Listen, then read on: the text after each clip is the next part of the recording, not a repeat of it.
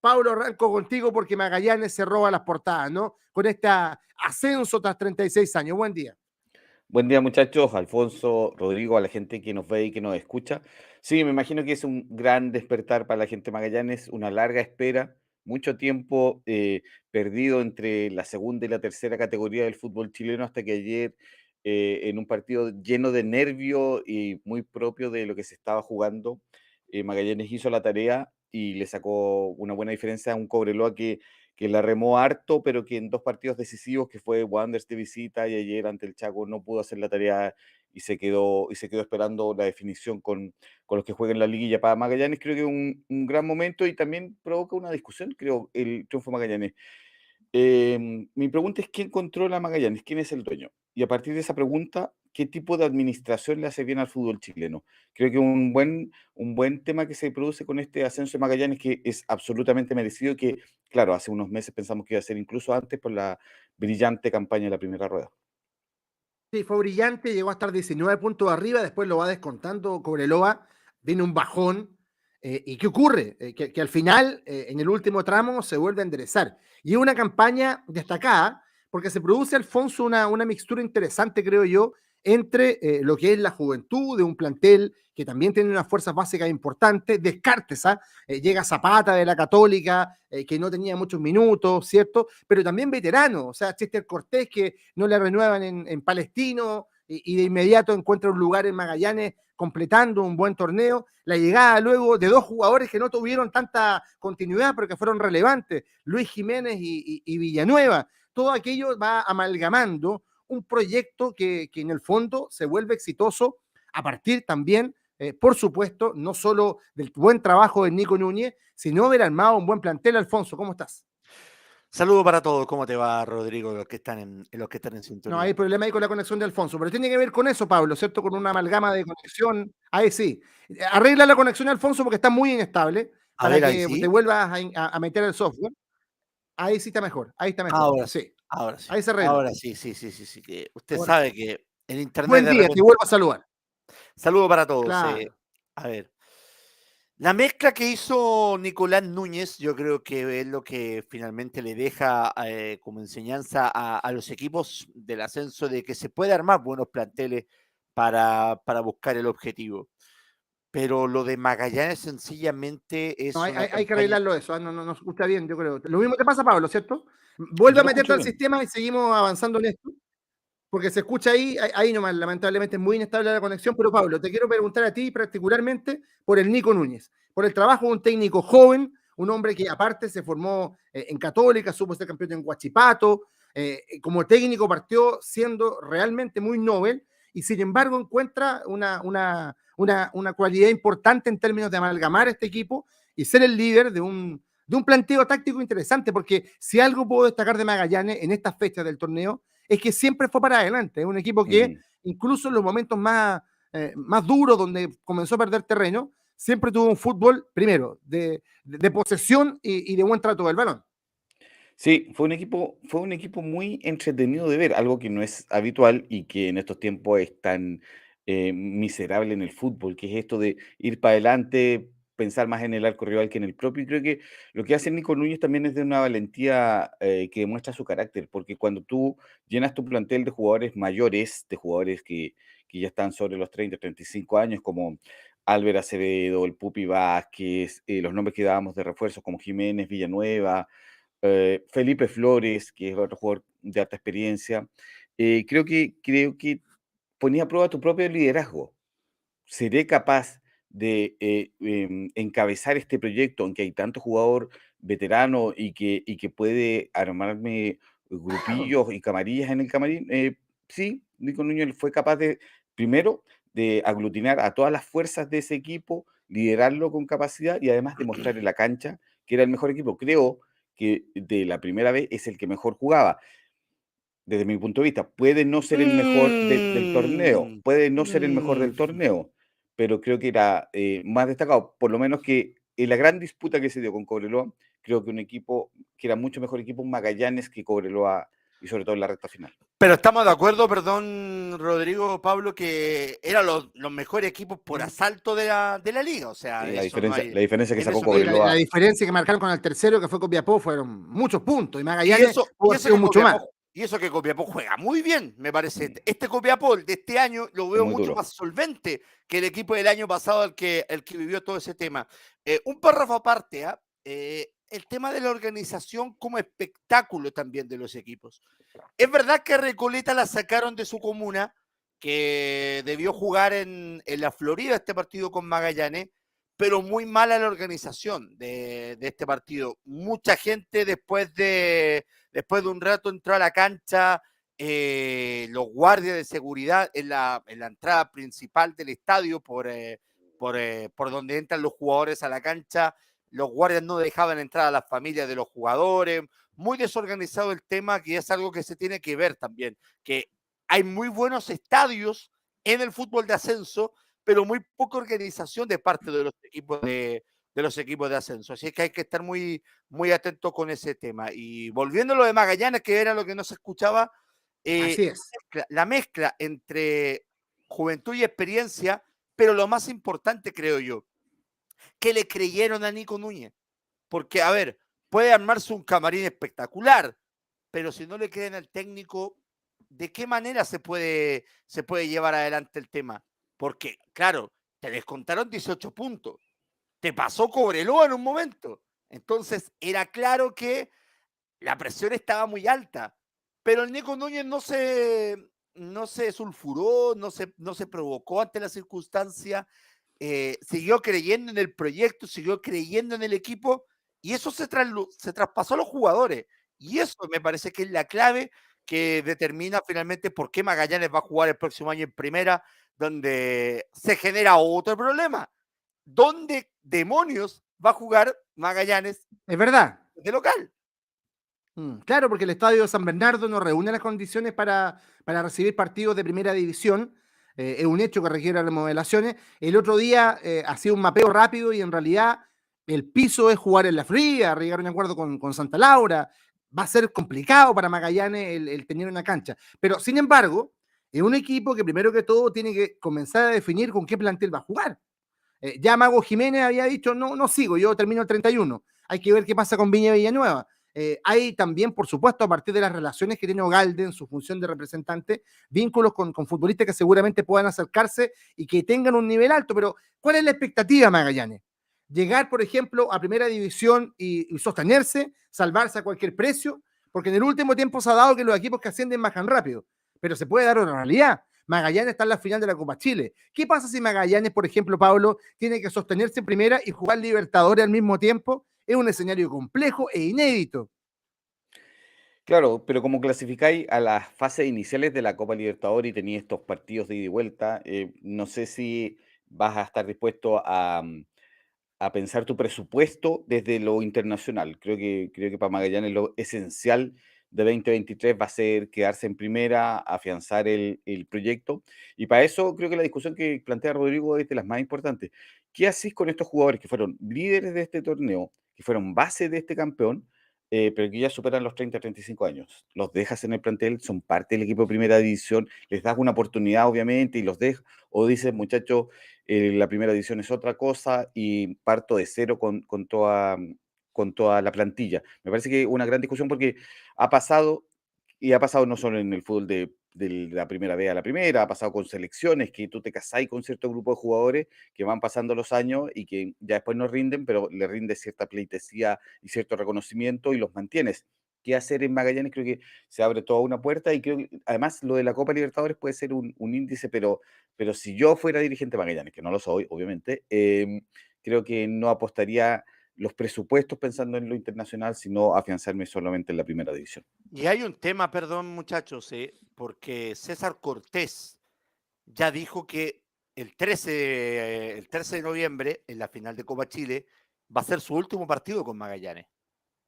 ¿Qué va a pasar también con eso? Porque al final los que se van a ir son los que están a préstamo y los jugadores más veteranos. Entonces va a tener que rearmar un plantel de cero, también tratando de no salirse del fair play financiero, sino Recordarán lo que le pasó a Curicó, que no pudo firmar refuerzos esta temporada.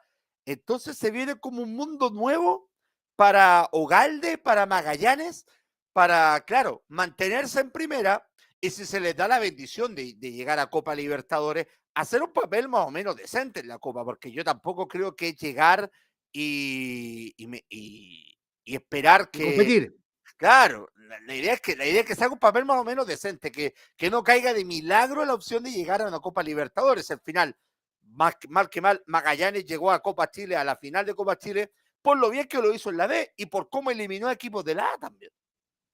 Totalmente. Ahora, yo creo que Magallanes, pensando en la división de honor y viendo también que acá Pablo se juega con otro ritmo en primera, es cierto, los equipos que son más veteranos han tenido problemas. Por algo en un minuto Palestino, cuando se ve complicado, decide deshacerse tanto de Villanueva como del Mago Jiménez, ¿cierto? Yo creo que es clave un arquero. Álvaro Acevedo me parece que tiene todavía para estar en primera, seguramente con un central más joven. Eh, yo creo que en el medio necesita un volante mixto interesante que haga un reemplazo del Pupi Vázquez. Yo haría un esfuerzo por convencer a Cortés de que se quede. Él dijo, como bien reseña Alfonso, yo me había comprometido hasta fin de año, pero mantengo mi plan, pero a lo mejor se le puede convencer. Y un pepero, porque necesita un compañero de Zapata. Zapata no terminó jugando, no terminó siendo titular, pero yo creo que en primera tiene el formado en Católica más posibilidades de demostrar categoría porque el tipo le falta físico, pero es rápido, tiene gol, y acompañando un 9 goleador, ¿cierto? Estoy pensando en alguna figura, no sé, tipo Pato Rubio, bueno, tal vez el equipo pueda andar, pero necesita, primero, agradecerle a los que le llevaron a esta hazaña, sacudirse un poco de la veteranía y comenzar a pensar de que en primera se debe imponer un ritmo, un tiempo de juego, una intensidad que este equipo no la puede garantizar, Pablo. Exactamente, y creo que para Nico Núñez también es una prueba que no digo que sea más fácil, pero que debe ser más cómoda para lo que él piensa como desarrollo futbolístico en la cancha. Si ya en la primera vez, que es habitualmente mucho más fuerte y ruda que la primera división en términos de correr y esforzarse más Sí.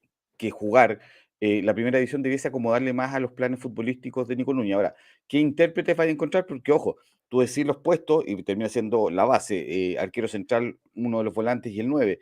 Y va a ser la búsqueda que va a hacer la U con el delantero, va a ser la búsqueda que va a hacer Católica para reforzar la zona en que se le va a Huete, el Chapa o Lanaro, que aunque era suplente, va a ser la búsqueda que van a hacer casi todos los clubes. Por lo tanto, hay que ver si la labor de Ogalde como representante, empresario, dueño, responsable de Magallanes, te sirve para tener una base de jugadores más amplia para elegir esta plantilla 2023, pero va a ser muy importante los recursos con los que cuente Magallanes para que el paso a la primera división no sea lo traumático que ha sido para otros clubes y termine siendo una zona cómoda en que puedan Sí. desarrollarse más que una zona problemática. Y ahí está el punto, porque, a ver, si tú miras la columna vertebral de Magallanes, está Gastón Rodríguez, que es su arquero, el uruguayo, que probablemente podría quedarse una temporada más en Magallanes, pero después tienes a Álvaro Acevedo, Mm. Iván Vázquez, César Cortés y Felipe Flores.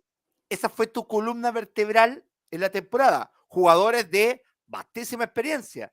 Y los rodeaste con jugadores que fueron jugadores jóvenes, algún extranjero importante, como fue Fernando Piñero, el defensor central, Jorman Zapata, ya lo mencionaba, Manuel Vicuña.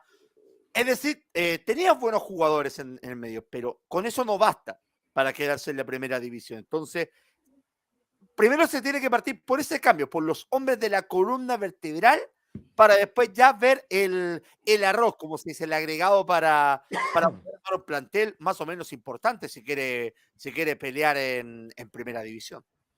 Y hay que reconocer también acá lo hecho por Cobreloa. Cobreloa que bajó el 2015, que estuvo también a través de la liguilla la posibilidad de un ascenso hace algunos años que concreta a Cobresal, pero que hizo un campañón, sobre todo en la segunda parte. Porque a diferencia de Magallanes, Cobreloa navega en los problemas económicos, en las deudas importantes del club, en una institución que en la dirigencia deja mucho que desear, que no ha logrado ordenarse. Y así todo, Astorga, que es un técnico muy hábil para la categoría, arma un plantel resiliente, con ganas de ir adelante, que le descuenta casi 20 puntos a Magallanes y que casi lo termina sacando de un ascenso que era prácticamente cerrado cuando uno miraba, por ejemplo, la mitad del torneo. Entonces, la arremetida final de Cobreloa es muy positiva. Hay que reconocerle ese mérito. Y claro, preocuparse además porque hay un detalle. Ahora Cobreloa para. Ya lo dijo Astorga, van a jugar 2 amistosos y tienen que esperar qué pasa en la liguilla. Y muchas veces ese parón, esa intensidad que se desciende al momento de decir, debo esperar 2 semanas, termina arruinando a los equipos que en el fondo tienen el premio de ya estar en la final y de definir de local. Le pasó a Temuco, le pasó al propio Cobreloa, y ahora una elección que debe aprender pensando en el segundo ascenso, Pablo. Sí, además, yo creo que para Cobreloa fue fuerte el golpe de ayer, fuerte porque le cobraron cuentas muy concretas. La gente de Magallanes le cobra a Chiquito Escalante la famosa frase de los vamos a eliminar de la Copa Chile y además les vamos a ganar el título de la Primera B. Y ayer se la cobraron a Cobreloa. Y creo que Cobreloa quedó en esa zona el remar tanto para morir en la orilla y quedar con la decepción y con la preocupación de empezar a ver la liguilla del ascenso, perdón, ver qué tal está en Copiapó, qué tal la U de Conce, qué tal Rangers, perdón, qué tal Puerto Montt, y el cuarto equipo que es Universidad de Concepción, San Universidad Felipe, de Concepción San que Copiapó. pasó a Felipe, San Rangers. Felipe, claro, y San Sí, Felipe San que Felipe juega que con Puerto Montt. terminó cuarto y que cambió técnico. San Felipe un Sí, caso particular. entra Había riesgo de Rivero, ascenso y por lo sí, tanto lo cambiaron. Y ahora claro. llega Rivero nuevamente. Entonces, en esa pasada, Cobreloa tiene 2 semanas para comerse el coco y pensar, seré capaz de hacerlo, fracasaré en este intento, ya tuve una temporada buena, pero por hablar de más me cobraron cuentas y terminé, porque incluso ayer el ambiente de Cobreloa no fue tan bueno porque anotan el empate y se agarran 2 jugadores. Se agarran 2 jugadores ahí en una discusión que la Matías televisión. Cano estaba ahí. Exactamente. Entonces, uno dice, ¿cómo van a ser estas 2 semanas de Cobreloa? ¿Va a ser pura ilusión para tener ese partido decisivo, esos partidos decisivos, o va a ser otra vez una zona de conflicto, de dudas, de temor, de saber si damos el paso adelante? Porque si asciende, se pone a la altura de su historia, pero si fracasa, va a ser otra carga en esa mochila que ya Cobreloa empieza a ser muy pesada en la primera vez. Y si se me permite, muchachos, destacar lo de Santiago Morning, porque, a ver, todos pensábamos que Cobreloa iba a tener una tarea fácil, estadio lleno, con su gente, que Cobreloa iba a arrasar, y Santiago Morning jugó realmente muy bien. Mm, A Sí. ver, Pero en el ¿habrá habido ataque, maletín? Me pregunto yo abiertamente. ¿Habrá mira, pasado maletín por ahí o no? Mira, es que sabiendo la rivalidad que existe entre Magallanes y Santiago Morning, yo creo que sí, yo lo descartaría de ese plano, No pero tengo dudas, o sea, no tengo pruebas. tampoco duda. Tampoco duda, No, claro. pero destacar, por ejemplo, la dupla atacante del Chago Morning, Stefan Pino y Óscar Ortega, pero los volvieron locos Sí, a la defensa de buen Cobreloa. partido. No encontraron forma de poder taparlo. Y más encima, el gol del empate de Cobreloa llega sobre el final del partido. O sea, Sí, pudo haber sido peor para el tema mantener el para invicto. Cobreloa. Perdón, Claro. ¿puedo hacer un reclamo? ¿Puedo hacer un reclamo contra la organización de la NFP? A No ver, puede, no, yo estimo mucho a la gente de la U de Conce, yo estudié allá, así que los quiero siempre, pero no puede ser que la U de Conce defina 24 horas después del partido de Rangers Puerto Montt. La U de Conce entró a la cancha sabiendo lo que tenía que hacer, ganar el partido. Si hubiesen jugado a la misma hora, la U de Conce incluso con el empate, si Rangers iba ganando, podía haberse quedado, por lo tanto, obligaba a cosas distintas. Y también como lo para que pasó con el Rangers Vial, como lo que era pasó con el eliminación Vial. directa, exacto. Y va a pasar este fin de Sí. semana cuando Audax juegue 24 horas después de los otros liguilleros. Porque cuando juegue Audax 24 horas después va a saber que a La Serena con el empate le alcanza o le tiene que hacer 10 goles o tiene que hacer. Por lo tanto, esas diferencias de programación creo que otorgan ciertas ventajas deportivas a algunos clubes y eso no corresponde, sobre todo cuando no están jugando. Más allá de que en la primera edición ni siquiera sepamos si Palestino tiene 43 o tiene 40 puntos. Es verdad, todavía no lo ha notificado. Para cerrar el tema de la vía, Alfonso, haznos un resumen de campeón, liguilla, descenso y más o menos cuándo se jugarían los partidos. A ver, ya, bueno, Magallanes está listo en primera división, Cobreloa ya tiene que esperar rival. Las llaves están más o menos claras, ¿ah? Eso ya se sabe, que Copiapó va a enfrentar a la Universidad de Concepción, la ida va a ser en Collao y la vuelta va a ser en el Luis En Valenzuela. Copiapó. Exacto, y después va a ser San Felipe frente a Y ahora se me olvidó a mí el cuarto Puerto equipo. Montt. Puerto A Montt. Puerto Montt, claro, con la Sí. ida en Chinquihue y la vuelta va a ser en el estadio municipal de San Felipe. Eso las fechas ya debiese partir, la próxima semana debiese partir, pero Creo no que está el 7. confirmado nada, Sí, que por sería ahí, 6 o 7. el lunes. Claro, Porque el 6 así recordemos es. que el 6 recordemos que es domingo y se define el ascenso, se define, perdón, la primera división. Así que probablemente, como ha sido la tónica del ascenso este año, que en días de semana se jueguen los partidos tanto de ida y de vuelta. Y bueno, lo lamentable de la B que finalmente Fernández Vial no pudo mantenerse en la categoría, perdió ayer frente a precisamente San Felipe y bajó por la tabla anual, dejando a Melipilla en los promedios y a un Deportes Recoleta que, pese a haber perdido ayer, logró una gran remontada de la mano de Felipe Núñez y se mantiene una temporada más en el profesionalismo. Exactamente, y Melipilla y Fernández Vial entonces se van a la segunda división profesional. Quien asciende es San Marcos de Arica, que hace rato estaba listo. Exacto, Hace sí, un mes ya señor. estaba listo el retorno de San Marcos de Arica a la primera B para la próxima temporada, a la espera también de definir quiénes van a hacer los descensos. Si Antofagasta, si Coquimbo, si La Serena, de esos tres, hay 2 lugares en la B para el 2023. Muchachos, tengo también cosas que contarles, porque hoy termina la fase regular de la Champions.